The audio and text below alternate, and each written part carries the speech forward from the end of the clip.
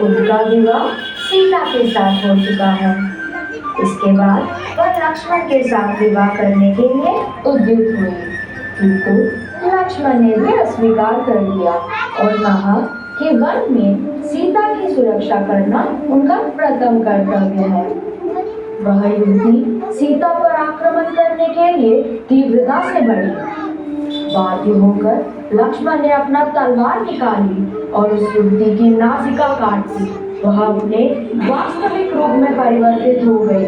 दानवी शूर्पणखा, पराक्रमी असुर राजा रावण की बहन।